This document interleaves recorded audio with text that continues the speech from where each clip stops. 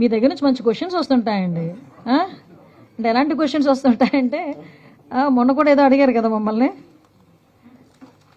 ఎవరికి వాళ్ళం మేము గెలుస్తామని మేము పోటీలో దిగుతాం, గెలుస్తామని పోరాటం చేస్తారు, గెలవాలనే కోరుకుంటాం, గెలుస్తామనే ధీమా కూడా మాకుంది.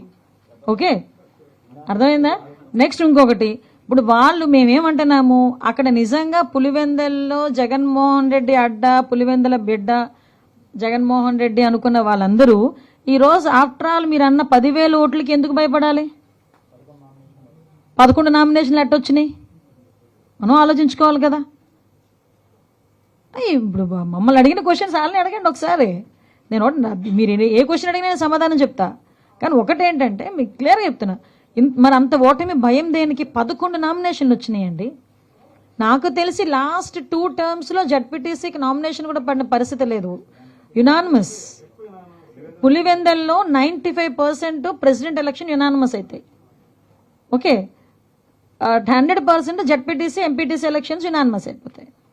మరి అటువంటి పరిస్థితుల్లో ఈరోజు గవర్నమెంట్ పోయిన ఈ 14 నెలలలోనే 11 నామినేషన్లు పడినాయి అంటే ఈరోజు పులివెందల ప్రజలు ప్రజాస్వామ్యాన్ని స్మెల్ చేస్తున్నారు, ప్రజాస్వామ్యాన్ని అనుభవిస్తున్నారు. ఈరోజు వాళ్ళు ఒక రాచరిక వ్యవస్థ పక్కన పెట్టి ప్రజాస్వామ్యాన్ని వాళ్ళు ఫీల్ అవుతున్నారు. కాబట్టి 11 నామినేషన్లు బయటకు వచ్చినాయి.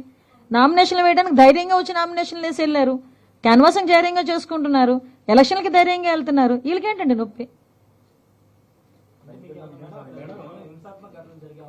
ఏమీ లేవండి, అన్ని ప్రికాషన్స్ మేము తీసుకున్నాం. అందుకే ఇంచుమించుకు చాలా మంది మీద బైండ్ ఓవర్లు పెట్టాం.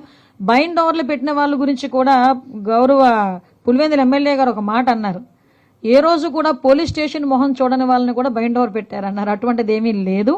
మేము బైండ్ ఓవర్ పెట్టిన ప్రతి ఒక్కటి రికార్డెడ్గా బైండ్ ఓవర్స్ ఇంతమంది పెట్టామని చెప్తాము. ఇది ఎలక్షన్ కమిషన్కి కూడా వాళ్ళు సబ్మిట్ చేస్తారు, ఎంతమంది వాళ్ళు ఏ ప్రొసీజర్ స్టార్ట్ చేశారన్నది కూడా ఎవ్రీథింగ్ ఎలక్షన్ కమిషన్ నోటీస్లో ఉంటుంది. ఓకే, ఇప్పుడు బైండ్ ఓవర్ చేసే వాళ్ళని కూడా ఇందాక చెప్పాను, కొంతమంది నేర ప్రవృత్తున్న వాళ్ళు ఉంటారు, హ్యాబిచువల్స్ ఉంటారు, కొంతమంది రౌడీ షీటర్స్ ఉంటారు, పాత నేరస్తులు ఉంటారు. వీళ్ళందరినీ ఎందుకైనా మంచిది అని చెప్పి ముందుగానే బైండ్ ఓవర్స్ బోత్ పార్టీస్లో పెడతారు, ఒక పార్టీలో పెట్టరు. ఈ విషయం కూడా 20 సంవత్సరాలు రాజకీయం చేసిన వ్యక్తికి నేను చెప్పడం అన్నది, మరి ఆయన అలా ఫీల్ అవుతారో నేను గర్వంగా ఫీల్ అవ్వాలో నాకు తెలియట్లేదు.